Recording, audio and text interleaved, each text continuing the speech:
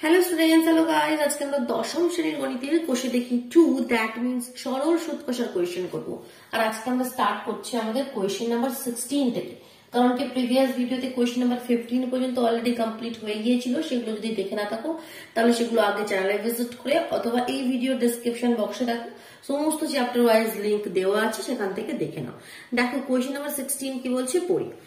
আসলাম চাচা কর্মক্ষেত্র থেকে অবসর নেওয়ার সময় 1,00,000 টাকা পেলেন।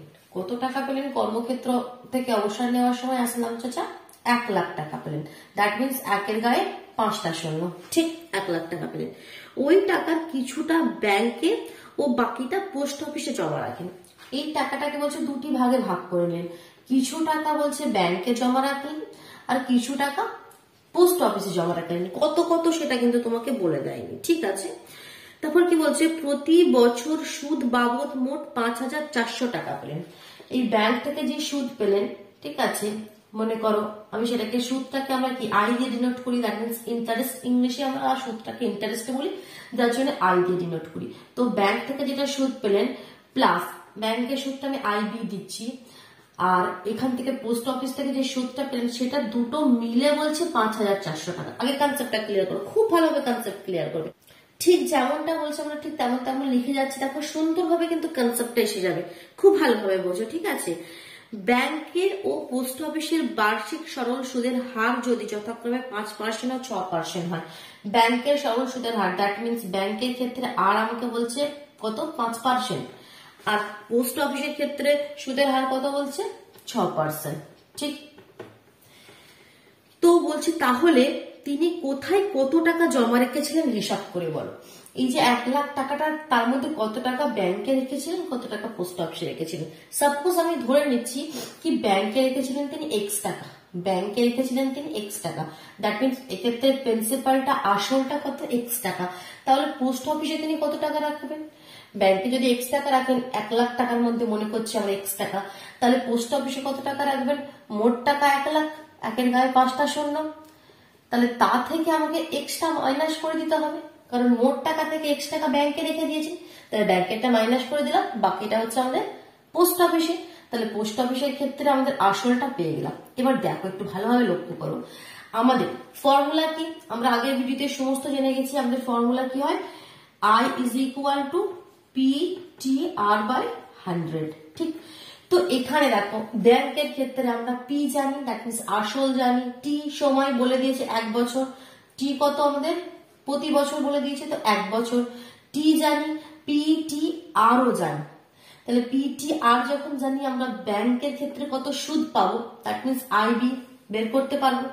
সিমিলারলি পোস্ট অফিসের ক্ষেত্রেও পি জানি, টি এক্ষেত্রে কত 1 বছর, আর আমাদের আর জানি, পিটি আর জানি, তাহলে এক্ষেত্রেও আমাদের যে ইন্টারেস্টটা, দ্যাট মিনস যেটা আইপি দিয়ে আমি ডিনোট করেছি, আইপি বের করতে পারবো। দ্যাট মিনস আমরা দুটো থেকে আলাদা আলাদা ভাবে ব্যাংকে কত সুদ পাবে, পোস্ট অফিসে কত সুদ পাবে আমরা বের করতে পারবো, সেটা আগে বের করে নেবো। আগে কনসেপ্টটা ভালোভাবে বুঝে নাও, কোয়েশ্চেন ইজিলি হয়ে যাবে, আগে কনসেপ্টটা ক্লিয়ার করো।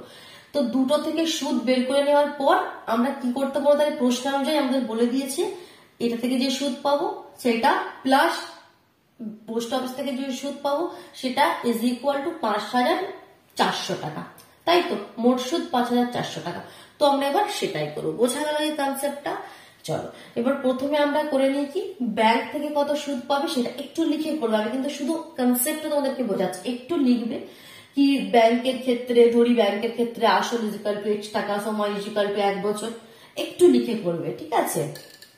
তো দেখো আমি এখানে এবার আমি কি করছি, ব্যাংকের ক্ষেত্রে কত সুদ পাবে সেটা আমি বের করছি। এখানে একটু আমি ক্লিয়ার করে দিলাম, পুরোটাই ক্লিয়ার করে দিলাম। তো দেখো ব্যাংকের ক্ষেত্রে সুদ, দ্যাট মিনস আইবি, তাহলে ব্যাংকের ক্ষেত্রে সুদকে আমি আইবি ধরে নিয়েছি। আর ফর্মুলা কি আমাদের, PTR/100। তাহলে ব্যাংকের ক্ষেত্রে পিটা কত আমি ধরে নিয়েছিলাম, ব্যাংকে X টাকা জমা রেখেছি, সময় কত 1 বছর, ব্যাংকের ক্ষেত্রে সুদের হার কত 5%, তাই তো। PTR/100, that means 5x/100। তাহলে ব্যাংকের ক্ষেত্রে সুদটা কত হয়ে গেল, এত টাকা। Very good.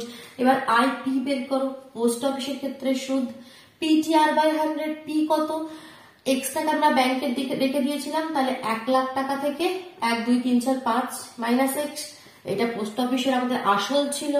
টি এক্ষেত্রেও 1, সুদের হারটা ক্ষেত্রে চেঞ্জ হয়ে যাবে। কত বলে দিয়েছিল? 7 9 6 বলেছিল, 8টা বলেছিল 6 বাই 100। ঠিক, এটাকে যদি গুণ করে দাও কত হয়ে যাবে? 6 একে 6, এই ব্র্যাকেটটাকে তোমাদেরকে ভাঙতে হবে, তাহলে 1 লাখ থেকে 6 দিয়ে গুণ করলে আমাদের 6 লাখ হয়ে গেল। 6 লাখ মাইনাস 6x বাই 100, এত টাকা। এবার প্রশ্নানুসারে আমরা কি লিখতে পারি? তাহলে প্রশ্নানুসারে আমরা লিখতে পারি, যেটা বইয়ে দিয়ে দিয়েছে, দিস প্লাস দিস, এই সুদটা, ব্যাংকের সুদটা প্লাস পোস্ট অফিসের সুদটা 6 লাখ টাকা মাইনাস 6x বাই 100, সেটা কত বলে দিয়েছিল? মোট সুদ বাবদ কত পেয়েছিল? 5400 টাকা। 5400 টাকা। জাস্ট এবার এটাকে ক্যালকুলেট করলেই এখান থেকে এক্সট্রা পেয়ে যাবো, তাহলে আমরা জেনে যাবো ব্যাংকে কত রেখেছিলেন, কারণ আমরা ধরে নিয়েছিলাম কি, ধরে তিনি ব্যাংকে এক্স টাকা রেখেছিলেন। জাস্ট এটাকে ক্যালকুলেট করে দিই। চলো, 100 100 এখানে কাটলে 5 দিয়ে কাটতে পারি, বাট কাটবো না, কারণ কি দেখো, জাস্ট ক্যালকুলেশনটা ইজি করার জন্য। অনেক এখানে কেটে দেবে, সেটা ভুল কিছু না, বাট দেখো 100 100 দুটোরই নিচে আছে না, তো ক্যালকুলেশনটা এলসিএমটা ইজি হয়ে যাবে, 100 হয়ে যাবে, যার জন্য ঠিক এগুলো একটু বুদ্ধি করবে, এগুলো কি তোমাদের ক্যালকুলেশন ইজি করার জন্য। তাহলে এখানে সিম্পল 5x হয়ে গেল, এখানে হয়ে গেল আমাদের 6 লাখ মাইনাস এখানে হয়ে গেল আমাদের 6x ইজ ইকুয়াল টু 5400। এবার আমাদের কি করব? আমরা দেখো এখানে 5x মাইনাস 6x কত? Minus x plus 6 lakh 1 2 3 4 5 is equal to, এটা ক্রস মাল্টিপ্লিকেশন করে দিচ্ছি, ওদিকে পাঠিয়ে দিচ্ছি। দ্যাট মিন্স 5 4 1 2 3 4টে, দ্যাট মিন্স 5,40,000 টাকা। লাস্ট ক্যালকুলেশনটা এবার দেখো, এখানে দুটি লাইন বাকি আছে এটা কোয়েশ্চেনটা কমপ্লিট হওয়ার জন্য। তাহলে minus x is equal to কত হয়ে গেল? 5,40,000 টাকা। 5,40,000 টাকা থেকে মাইনাস করে দাও, 6 লাখ টাকাটা ওদিকে চলে যাবে, তাহলে মাইনাস হয়ে যাবে 6 লাখ টাকা।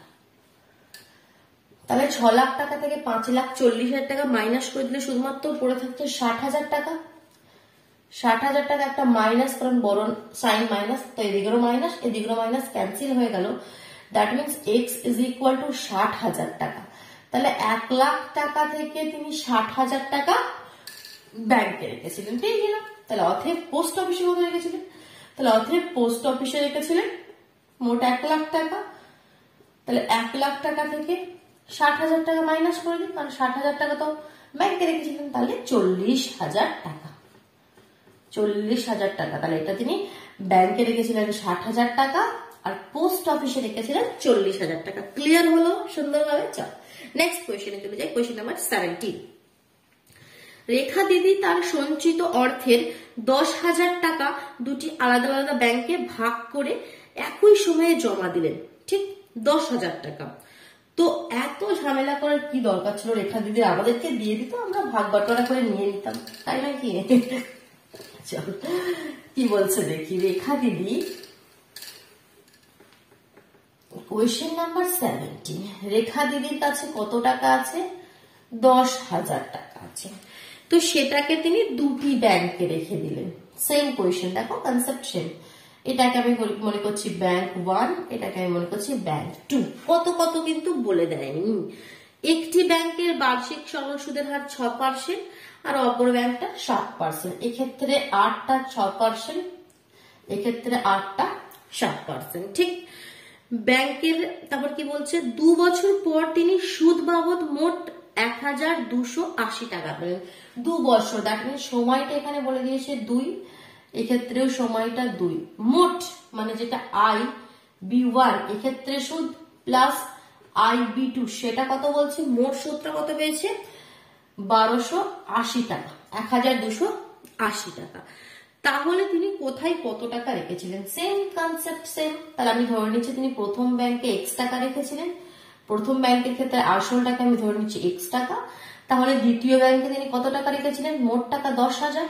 তাহলে 10,000 থেকে আমি x মাইনাস দিয়ে দিচ্ছি, তাহলে দ্বিতীয় ব্যাংকের ক্ষেত্রে আসল হয়ে গেল 10,000 মাইনাস x। সেম কোয়েশ্চেন, আমরা P জানি, T জানি, R জানি, I বের করে নেবো প্রথম ব্যাংকের দ্বিতীয় ব্যাংকের প্রশ্নানুসারে এই কন্ডিশনটা লাগিয়ে দেবো। তাহলে পরিচয় এখানে IB1 প্রথম ব্যাংকের সুদ কত হবে, এবার একদম আমি বসিয়ে দিচ্ছি, ঠিক আছে? তোমরা কিন্তু অবশ্যই লিখে করবে, বারবার বলছি একটু লিখে করবে কোয়েশ্চেন গুলো। তাহলে কত হয় PTR/100, ফর্মুলা লাগাও, P কত x, T কত 2, R কত 6/100। দ্যাট মিনস হয়ে গেল এখানে 6 দুগুণে 12x/100। আমি এখানেও কাটছি না, কারণ সে এলসিএম করতে হয় তখন সুবিধা হবে, ঠিক আছে? আমি কাটছি না। নেক্সট সিমিলারলি IB2 দ্বিতীয় ব্যাংকের সুদ কত, ফর্মুলা একদম লাগিয়ে দিচ্ছে, PTR/100। P কত, P আমাদের 10,000 মাইনাস এক্স, P হচ্ছে আমাদের 10,000 মাইনাস এক্স গুণিত T তো 2, আর এক্ষেত্রে 60/100।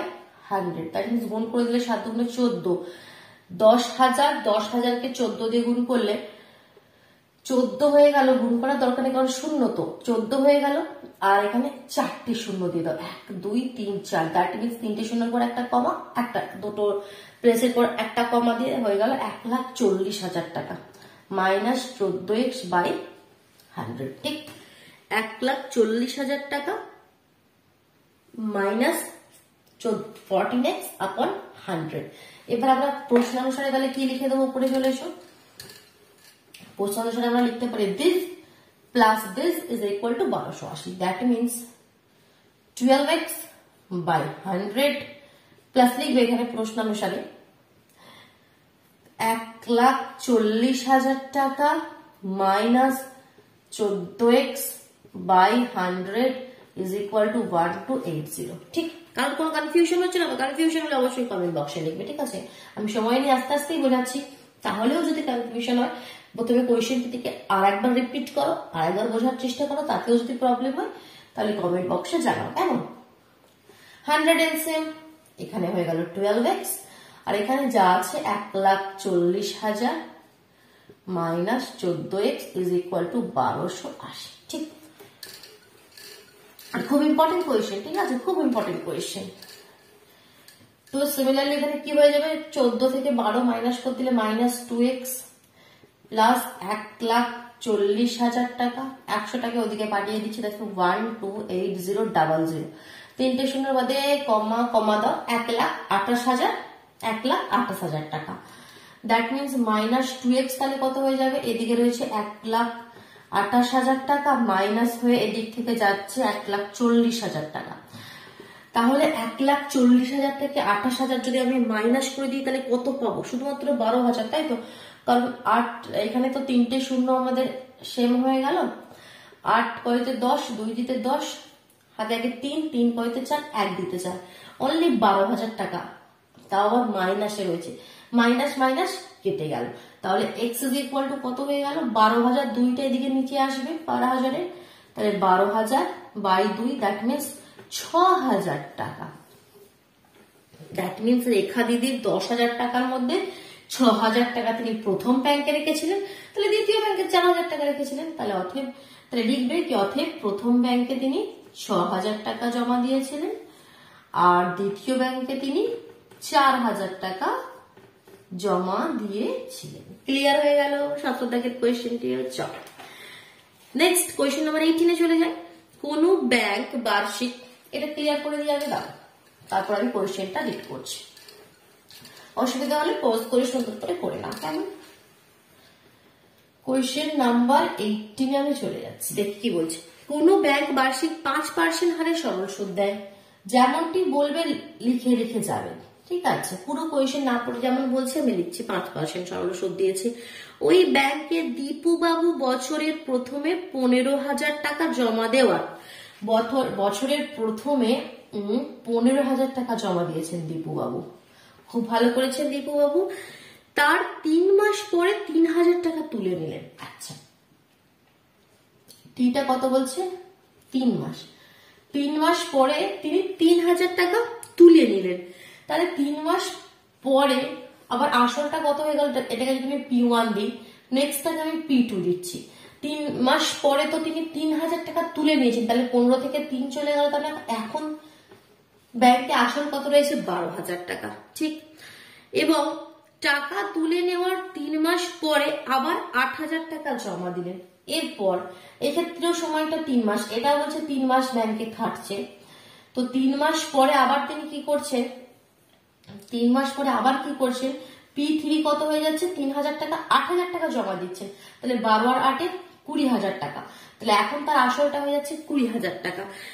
এবং ওই বছরের শেষে দীপুবাবু সুদে আসলে কত টাকা পাবেন ওই বছরের শেষে, তাহলে এক বছরে 12 মাস হয়, প্রথম 3 মাস এই কেসটা হয়ে গেল, সেকেন্ড 3 মাস এটা হয়ে গেল, তাহলে বাকি পড়ে রইল 6 মাস, 3 আর 3 6 এদিকে চলে গেল, এক বছরের মধ্যে 6 মাস চলে গেল, বাকি পড়ে রইল 6 মাস, দ্যাট মিনস এখানে সময়টা হবে আমাদের 6 মাস। তাহলে এই 6 মাস বলছে আমাদের এই পয়সাটা ব্যাংকে খাটলো, তাহলে বছরের শেষে তিনি সুদে আসলে কত টাকা পাবেন, খুব ইম্পর্টেন্ট কোয়েশ্চেন, একটু বুঝতে হবে কোয়েশ্চেন যেটা। দেখো তার এক বছরে একদম মানে 5% সরল সুদের হারে ব্যাংকে সুদ দিচ্ছেন, ঠিক, তো তিনি 15,000 টাকা জমা দিয়ে দিলেন, সেটা যদি বলতো কি এক বছরের শেষে কত টাকা পাবেন, তো ইজি হয়ে যেত, সিম্পল PTR/100, বাট এটাকে 3টে ভাগে ভাগ করে দিল, তো আমাদেরকেও 3টে পার্টে করতে হবে। প্রথমে 15,000 টাকা 3 মাসের জন্য কেটেছে, সুদ কত পাবে বের করে নেব। ফের P2 মানে এই 12,000 টাকা 3 মাসের জন্য কেটেছে, সেখানে সুদ কত পাবে আমরা বের করব। লাস্ট 20,000 টাকা 6 মাসের জন্য কেটেছে, সেখানে সুদ কত হবে সেটা বের করব। এবার বছরের শেষে সুদ আর আসল মিলে কত টাকা পেলাম সেটা বের করবো। তাহলে প্রথম ক্ষেত্রে দেখো লিখে করবে কি, প্রথম ক্ষেত্রে সুদ পাবে দীপু বাবু কত, আমি I1 লিখছি, কত ফর্মুলা কি PTR/100, তাহলে P কত 15,000, T কত 3 মাস। আচ্ছা এখানে আরেকটু এবার বলছো এটা মাস, আমরা কখনোই মাসে কোয়েশ্চেন করি না, বছরে করি, তাহলে মাস থেকে বছরে কনভার্ট করতে গেলে জাস্ট 12 দিয়ে ভাগ করে দিতে হবে, কারণ 12 মাসে 1 বছর হয়, মাস থেকে বছরে কনভার্ট করতে গেলে 12 দিয়ে ভাগ করে দিতে হয়, ঠিক, তাহলে 3 এর 12, তাহলে T কত হয়ে গেল 3 এর 12, PTR কত 5/100, ঠিক, এটাকে আমরা একটু কাটাকাটি করে দিতে পারি, 2 শূন্য কেটে গেল। এবার 3 দিয়ে 3 4 12, 2 দিয়ে করি 2 দুগুণে 4, 2 দিয়ে 7 দুগুণে 14, 5 দুগুণে 10, আর তো বোধহয় যাচ্ছে না, উপরে 75 আর 5 রয়েছে আর নিচে 2 রয়েছে, তাহলে 75 আর 5 গুণ করলে কত 375, 2 দিয়ে ভাগ করে দিলে 187.50, 187.50, তাহলে প্রথম ক্ষেত্রে সুদটা আমরা পেয়ে গেলাম। দ্বিতীয় ক্ষেত্রে সুদ কত হবে, same formula I2 PTR/100, P কত এক্ষেত্রে 12,000, এই যে আসলগুলো চেঞ্জ হচ্ছে এগুলোই হচ্ছে মেন জিনিস, এগুলো তোমাকে বুঝতে হবে, কারণ 3,000 টাকা তুলে নিয়েছে বলে এখন আর 15,000 নেই, এখন আসল রয়েছে ব্যাংকে 12,000। T কত, T এক্ষেত্রে 3/12, কারণ 3 মাস তো বছরে কনভার্ট করে নিলাম, আর তো প্রতি ক্ষেত্রে 5 রয়েছে বাই 100, 2 শূন্য 2 শূন্য কেটে গেল, 3 দিয়ে 3 4 12, 4 দিয়ে 3 4 12 30, 3 5 15, এটা তো একদমই সিম্পল ক্যালকুলেশন হয়ে গেল 150 টাকা। নেক্সট থার্ড কেসে আমাদের সুদটা কত হচ্ছে দেখি, I3, P কত এক্ষেত্রে 20,000 টাকা, কারণ 8,000 টাকা জমা দিয়েছেন, T কত এখানে 6 মাস মানে 6/12, আর কত 5, এখানে 100, 2 শূন্য 2 শূন্য কেটে গেল, 6 দিয়ে 6 দুগুণে 12, 2 দিয়ে 100 আর 5 দিয়ে 500, তাহলে এই ক্ষেত্রে সুদটা কত হয়ে গেল 500 টাকা। তাহলে 3টে কেসে সুদ তো আমরা পেয়ে গেলাম, তাহলে সুদে আসলে তিনি কত পাবেন, লাস্ট কেসে তার আসলটা এখন কত রয়েছে ব্যাংকে 20,000 টাকা, তাই তো, ব্যাংকে আসলটা এখন 20,000 টাকা রয়েছে, তোলা দেওয়া করার পরে এখন 20,000 টাকা রয়েছে, তাহলে এই 3টে সুদ প্লাস আসলটা, সুদে আসলে কত ফেরত পাবেন, আসল যেটা রেখেছেন সেটা তো পাবে, তার সাথে এই 3টে সুদও তিনি পাবেন, তাহলে সুদে আসলে তিনি ফেরত পাবেন কত, তাহলে লিখতে সুদে আসলে তিনি বছরের শেষে ফেরত পাবেন 20,000 প্লাস একক দশক শতক হাজার 20,000 প্লাস 187.50 প্লাস 150 প্লাস 500, জাস্ট সবগুলোকে যোগ করে দিলে, আর যোগ করে দিলে অ্যান্সার কত হয়ে যাবে 20837, 20837 পয়েন্টে আসবে 50, দ্যাট মিনস 20,000 টাকা আসল আর তার সঙ্গে সুদ ফুদ সমস্ত যোগ করে হয়ে গেল 20,837 টাকা, ঠিক, 0.50, বোঝা গেল। তো এটা হলো আমাদের কোয়েশ্চেন নাম্বার 18, ঠিক আছে, বুঝতে হবে কারণ কোয়েশ্চেন গুলো এমন কিছু শক্ত নয়, কিন্তু কনসেপ্ট গুলো নিয়ে আসতে হবে, যখন এগুলো করতে পারলে দেখবে নিজে থেকে এত ভালো ফিলটা এত সুন্দর লাগবে, ভালো লাগবে কি হ্যাঁ আমি কোয়েশ্চেন গুলো কি করে ফেলতে পারছে। তো ভালোভাবে প্র্যাকটিস করো, তখন দেখবে যে কোনো সরল সুদ দিক, এছাড়া তোমাদের চ্যাপ্টার 6 এর চক্রবৃদ্ধি সুদ, যে কোনো কোয়েশ্চেন তোমার সামনে থাকলে তুমি ইজিলি করে দিতে পারবে।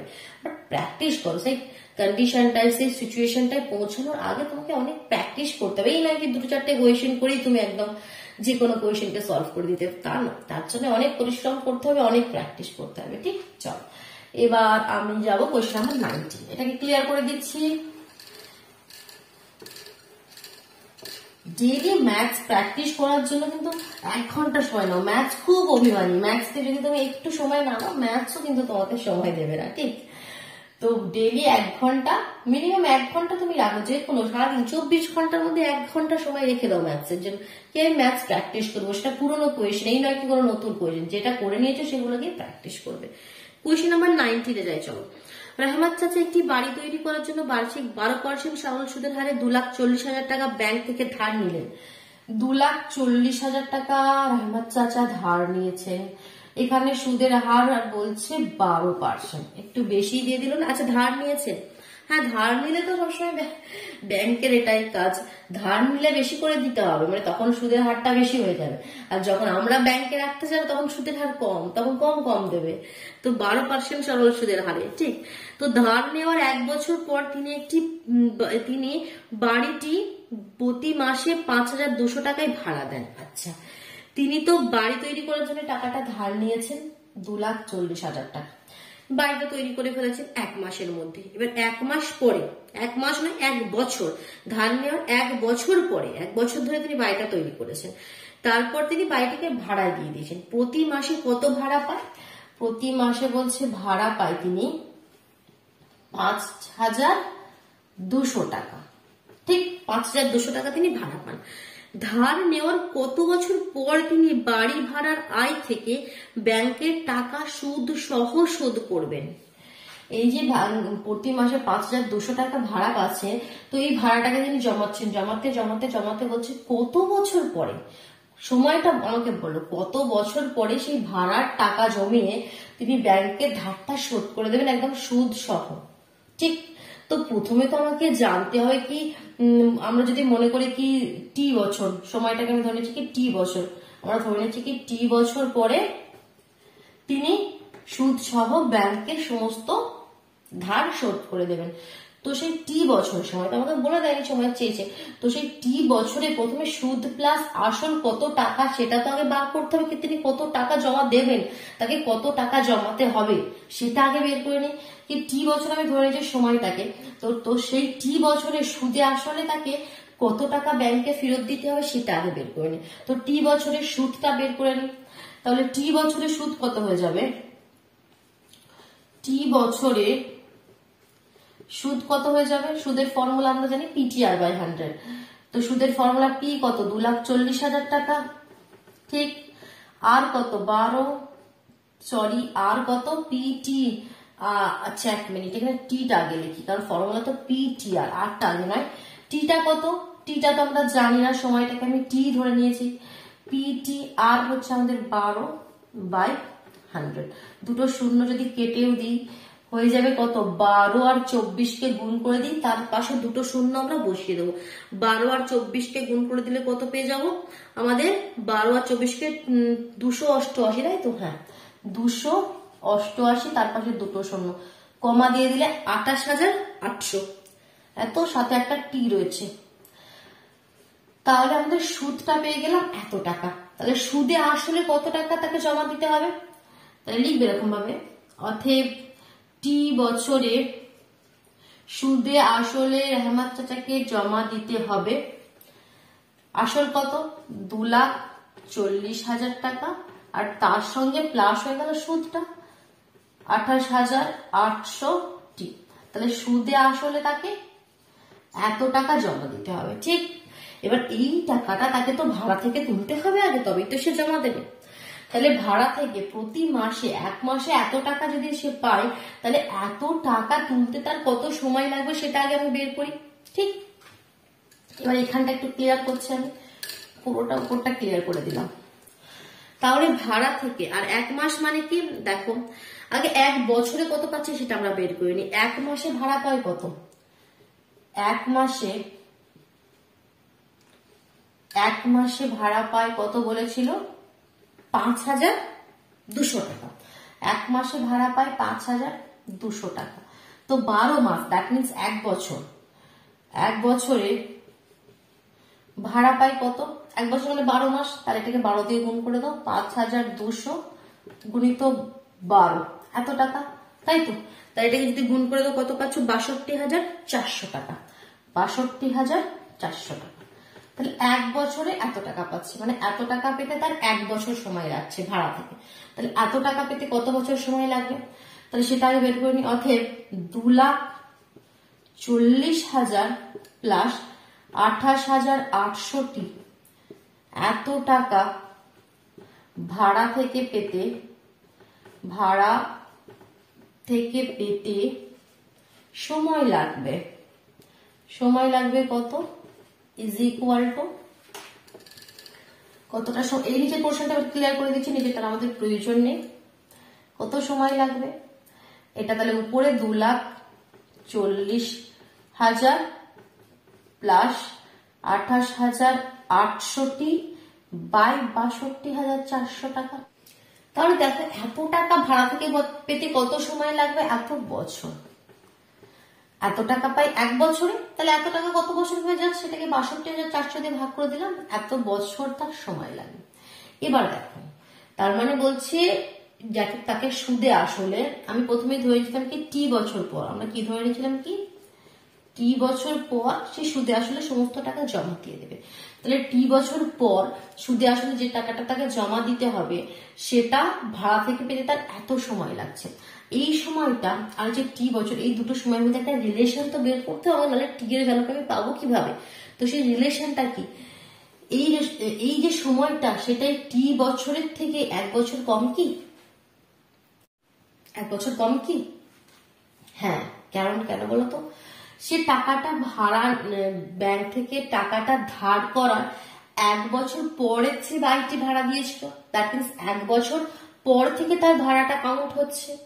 তাহলে এই টি বছরটা কি এর থেকে এক বছর বেশি, বা অন্যভাবে বলতে পারি যে এই যে সময়টা এটা টি বছরের থেকে এক বছর কম, কারণ এটা এই সময়টা এক বছর পর থেকে স্টার্ট হয়েছে, ঠিক।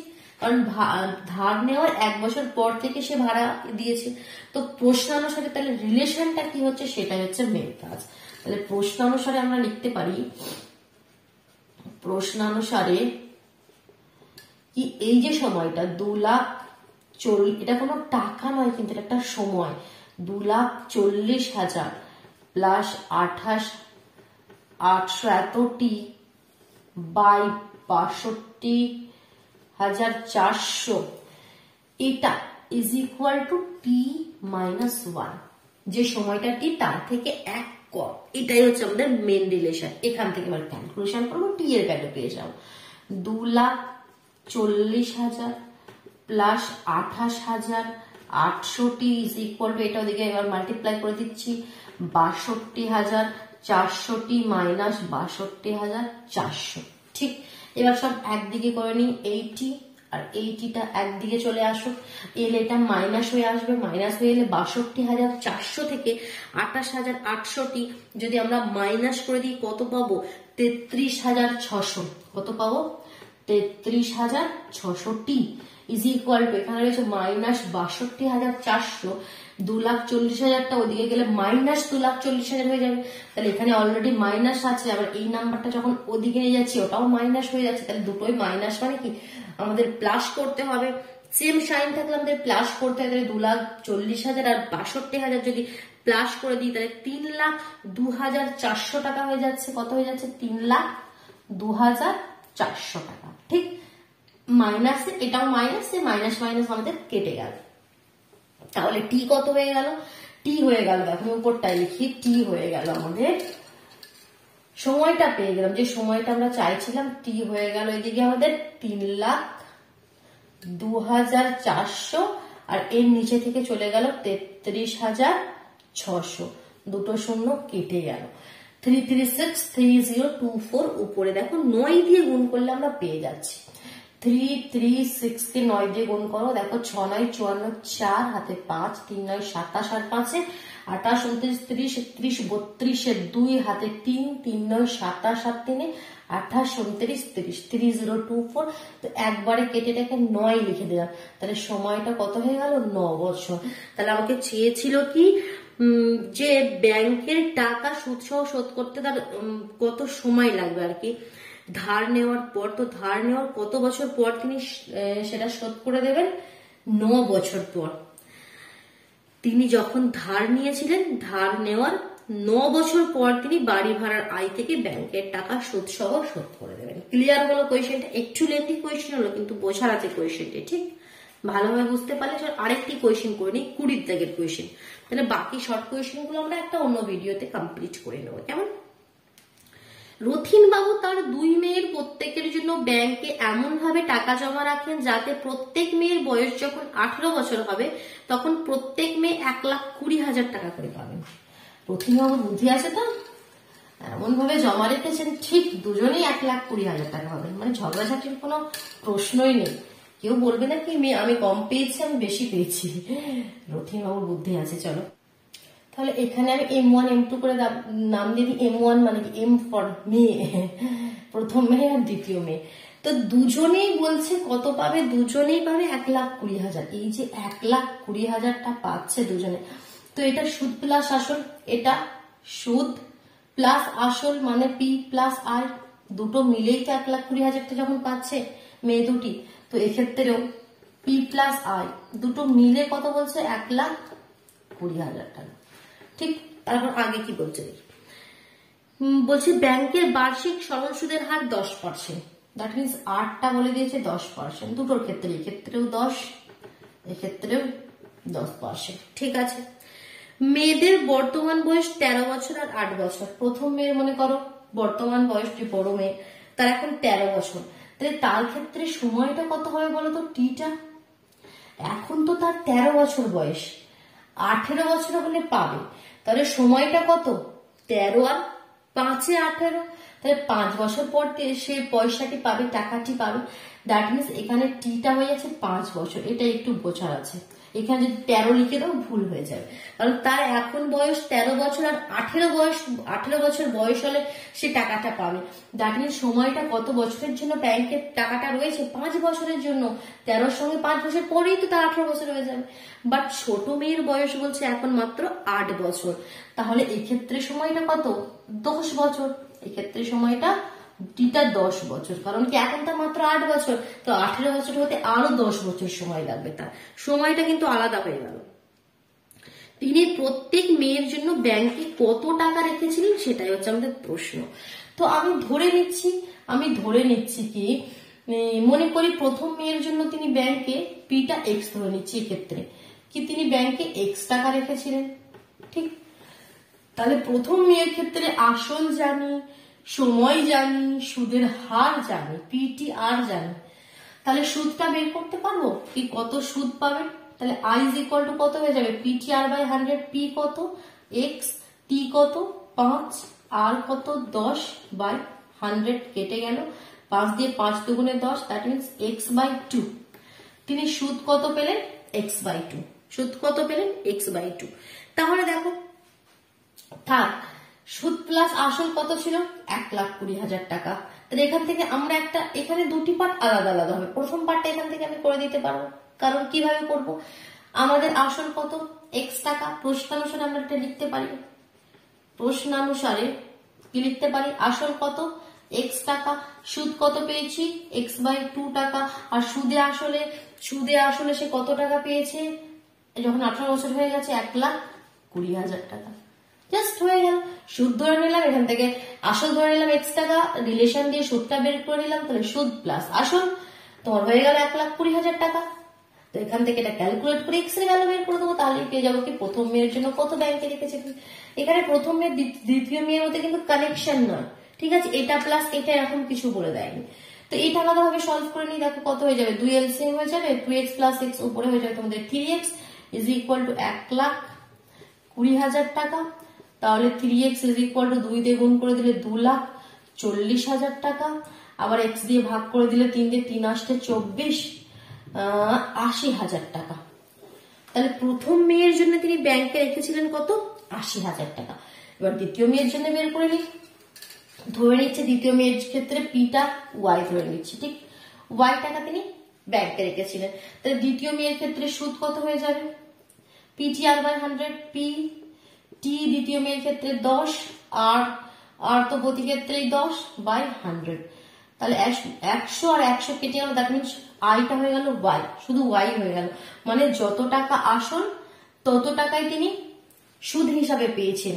তো তাহলে এখান থেকে সুদ প্লাস আসল কি হয়ে যাবে? প্রশ্নানুসারে বা শর্তানুসারে কি লিখতে পারি? ওয়াই, ওয়াই টাকায় আসল আর সুদটা ওয়াই, তাহলে সেটা ইজ ইকুয়াল টু 1,20,000 টাকা।